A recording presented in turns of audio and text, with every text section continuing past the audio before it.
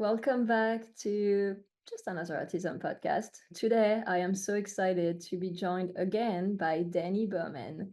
Dani is going to talk to us about her journey being a woman on the spectrum, being Hispanic, and their upcoming projects. Hi, Dani, and thank you so much for coming back on the podcast. Oh, thank you so much, Eileen, for having me be part of this podcast once again. I'm honored and grateful to be in this podcast. And we love having you. Can you tell us a little bit more about your connection to the Hispanic community as an autistic woman? Well, my connection to the Hispanic community, first of all, my Hispanic side comes from my mother's side of the family who are Mexican immigrants. My abuelita, Potencia Gonzalez, and my tia Sandra Vielma has been my central figures in my life. Growing up, I was immersed in our rich Hispanic culture through family traditions, amazing food, and cherished moments with my abuelita. Additionally, I've always looked up to Jorge Gutierrez, one of my favorite animation heroes with autism, and creator of El Tigre, The Book of Life, and Maya and the Three. His work has been a major influence on my own art and creativity. And being connected to my heritage, both personally and through creative role models, have shaped who I am today. Although I just need to practice my Spanish a little bit more. Poquito español. Un poquito. That's great. And so, how has your family been supporting you through your autism journey? And were there any cultural aspect that influenced how your family responded to your autism diagnosis? Well, mostly my Aunt Sandy and Uncle Patrick Ida Miller have been the biggest supporters throughout my autism journey, even though Patrick is outside of the Hispanic community. They were also the ones who saw my autism diagnosis. You could say that my Aunt Sandy is the voice of reason. Mhm. When I moved in to live with my aunt and uncle at around 11 or 12 years old, my aunt told me the reasons why I didn't speak till I was 5 years old, being a climber and a runner, and have echolalia among with many autistic traits. Discovering my autism was initially a shock. I first viewed it as something negative, like a disease needing a cure. My aunt played a key role in helping me understand autism, reading the book Dear Charlie with me. Through this, I realized that being autistic is like having brown hair or hazel eyes, is just a part of who I am. She reassured me that being different is a strength and taught me how to navigate social norms while staying true to my authentic neurodiverse self. Additionally, my aunt and uncle were the first to recognize my love for animation. They saw potential in the stories I created with using MS Paint, Photoshop, and PowerPoint, and invested in better tools to support my growth. They saw potential in the stories I created using MS Paint, Photoshop, and PowerPoint, and invested in better tools to support my growth. Their belief in me inspired the confidence to take a leap and start my own animation company at the age of 14 in 2009. Yeah, I was still in high school at the time, learning to run a business while running a business when I started DaniMation. I've been running DaniMation for the past 15 years. When it comes to the cultural aspects, my aunt has always shared stories about our family's heritage, which has shaped my identity. When it comes to cultural aspects, my aunt has always shared stories about my family heritage, which has shaped my identity. She also cooks incredible Mexican dishes, and we often spend time with my abuelita Hortensia, creating a connection to our roots. These cultural experiences have given me a sense of belonging and comfort while navigating my autism. And Sandy, I don't know if you're here, but I'm curious. Do you think that any stigmas in the Hispanic community that made it that Dani was diagnosed a little bit later in life? Yeah, it is a big stigma in the Latin community. It's a shame, it's a shame that they feel towards having somebody that is different. So they hide the diagnosis, especially, 20, 25 years ago when Dani was first diagnosed, her own mom used to hide her from even us. She wouldn't tell us that she was different. She told us that everything else, that she couldn't hear, that she it was fine. She would just like not have us over. It just didn't want us to be around her because she was just, I think, just ashamed, embarrassed, but that's very common in the Latin community. They try to hide it instead of embracing it. She saw all the deficits, but I saw all the strengths. I saw, oh yeah, she can't do this or she can't do that, but look at all the great stuff that she can do, and so I think it was different because I wasn't the mother. I was one step removed from being the mom. I understand the feelings of parents when they're first expecting a child and then this child is born, you get the diagnosis. It must be devastating, and it's a hard thing to go through, especially when they're little and you don't know what the outcome is going to be. I understand all of that. But because I was the aunt, I didn't have those feelings of maybe loss of the child you expected and then them being different. I mean, for me it was just like, wow, look at this amazing kid, so look at all these great stuff that she can do instead of all the stuff that she couldn't do.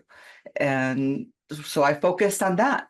And all I ever wanted was for the world to see how amazing she is, just the way I saw her. I saw all these amazing things about her, and I wanted everybody to see that part.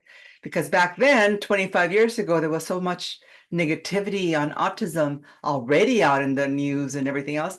I didn't want to talk about that. There was already plenty of that out there. I wanted everybody to see the good parts about her.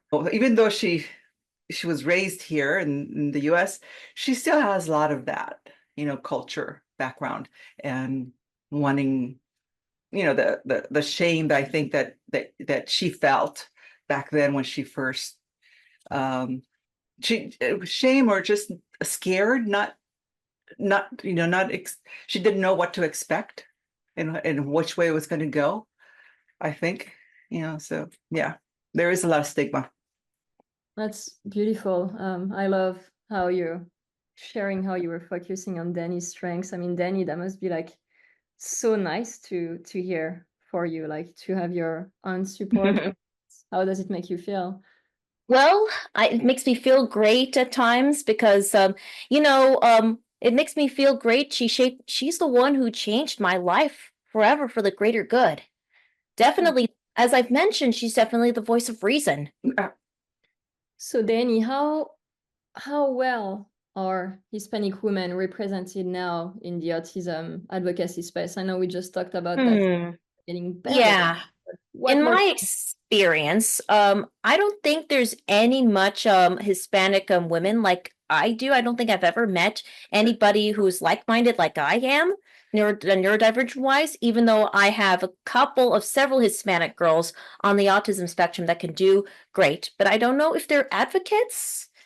Yeah, there probably are some out there, but not well known.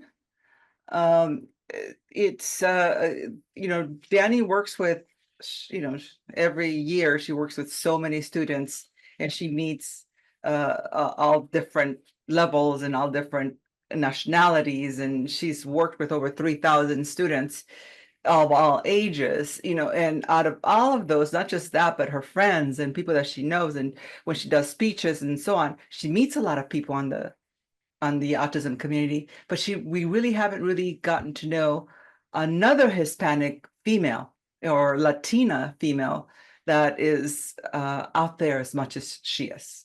We know a couple of guys, but not girls. Who are the guys? I'm curious. The guys, Latinos that are out there, let's see, there's Jorge Gutierrez is best well known. Jorge Gutierrez is one, and your friend, the musician that used to sing all the time, you went out with him? Oh, the singer with who's Hispanic, that's Guzman, Nicholas Guzman. Nicholas Guzman. He's very he's Latino, his family's Latino, and he's very, I think he played at Light Up the Blues once. Yeah. Light Up the Blues. Yeah, so yeah, I mean, we do know a couple of guys, but girls, we don't know too many. People, I think they're now recently, maybe in the last 10 years or so, since more and more are coming out, then we're beginning to meet more and more Latinos, which is good. It's a good thing, just accept yourself. Slowly but surely. Slowly but surely is a great thing. And I believe more can be done to amplify voices by creating platforms that celebrate their unique experiences and by fostering more representation in leadership roles with advocacy groups. Well, you're someone who has a big platform on social media and outside of social media too, your own business, like we've talked about. So how do you hope to inspire young Hispanic women on the spectrum? And what advice would you give to family raising autistic children in Hispanic communities?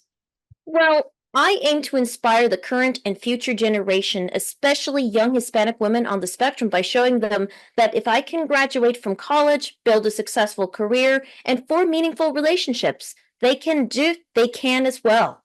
I want to be a living example that anything is possible with passion and perseverance. And for families raising autistic children, especially in Hispanic communities, my advice is simple. Give your child a loving push towards their dreams. Encourage them to pursue their dreams and turn those passions into a career path for your child. That's what Sandy did. On the other hand, for myself, for the parent side, is, they are going to be amazing no matter what they do. No matter each day, they're going to try their best, because that's what our kids do, to be the best they can be. It doesn't matter, what the route is or where they end up doing. They're going to try, as long as they get the right support from the families. It's this, it's a lot of things are possible, but you have to have the support. Because I think the worst part is when you see a kid, a young person, Latino or any other nationality, that you could see that they have a lot of potential, but the parents don't want anything to do with being involved in the autism community. That's sad. Because as a person that's been involved in the community, that if they don't get the help, they're going to be stuck. And all of a sudden we're going to get a call from a family, from a parent who's got a 30-year-old son saying, can I get help now? It's like, it's going to be hard now because they're 30. It's hard to change them when they're 30, but when they're little and you start little by little, yeah, you could do a lot of things, but you have to start from the beginning. Not that it's too late when they're older, but it would just be a lot harder, to get anything done. Oh yeah. It is true. But the thing is, well, speaking of 30, I guess I will be turning 30 in the next year. It's coming fast. Yeah, and getting her to change anything even now at 30. It's like, Dani, you want to do this? I'm busy. Well, I try to. Well, the thing is, when you're just adulting on the spectrum is definitely the hardest thing to do. You just really have to keep. It's the loving push. You just have to keep going. It's good advice. So, Dani, do you have any projects that you're working on lately? Anything exciting that you want to share with us? Well, I have to say that October is the busiest month for us because we've got a lots of you mean? I mean, we've got a lot of keynote speaking events. Me? No, you. Me. I don't do Okay. the speaking. Sorry. Okay. It is my busiest month. I will be keynoting at more conferences, 2 of them virtual and 4 in person, including the Geneva Autism Symposium in Toronto, Ontario, Canada. I'll be speaking on October 30th. I'm definitely so excited about the Ontario event. And what about Taka? And Taka, yes, Taka is going to be next week. I'm so excited about that one too. Where is it? So Taka is going to take place in Costa Mesa. I'll be speaking in the panel alongside with some fellow cast members from Love on the Spectrum. And Temple Grandin's going to be there too. So oh yeah. In addition, speaking of keynotes, I will adapt most of my keynote presentations into a book about my life as a person on the autism spectrum. A couple of months back, we have met with the book publishing company that may be interested in helping us publish these books. And yes, I did talk about Love on the Spectrum season 3. It has finished filming, but as I've mentioned, we cannot spoil anything. And also I'm planning to do the next DaniMation Giving Tuesday Videothon. Remember when you were a guest on the Giving Tuesday Videothon, a surprise guest? This is going to be bigger This is going to be bigger and hotter this year. Oh dear. Here we go. Sandy's like, oh God. Are you going to do it live again? Well, we are doing it live again this time. This time. She's been learning how to eat hot sauce. Oh, are you gonna do that live? Well, this is going to be the 12 noon one. Yes. Well, I'll do it in 12 noon during the Flamin' Hot Lunch, DaniMation's Flamin' Hot Lunch with 2 guests. And I'll be like, and you know what? It's like Hot Ones, except it's going to be questions from audience members, from audiences that ask me the questions. Please give me a spicy question, and I will just answer your spicy answer when I take a bite of the special type of hot sauce. I will reveal the hot sauces eventually. Dear. That's so good. That is, I mean, I'm sure you're gonna get a lot of people. That's an exciting concept. Yeah, it's like well, it's a play on Hot Ones, but except the audience asks the questions to me, and I will just, instead of the host asking. Yeah, that's awesome, Dani. I love that. Yeah, I mean, thank you so much again for answering those questions. Is there anything else you'd like to add or talk about? Sure, definitely. So we are doing free introductory animation classes we are doing free introductory animation classes like in selected Saturdays from 11 a.m.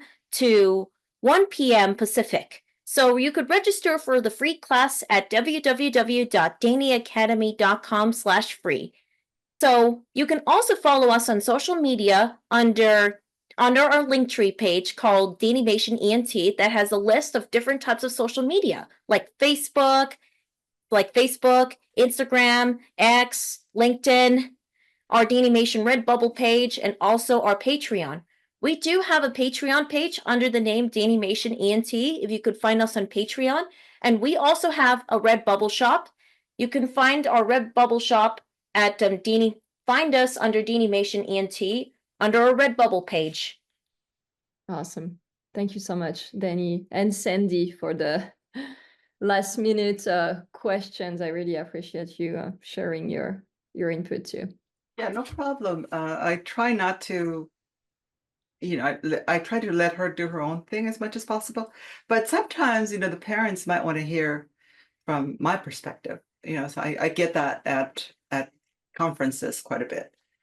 Yeah, it's perfect. I mean, I love like how balanced it is to hear from Dani and from you and to each other. So it's like, back and forth. It's great. It's a great thing. A perfect balance. Well, sometimes not so perfect, but yeah.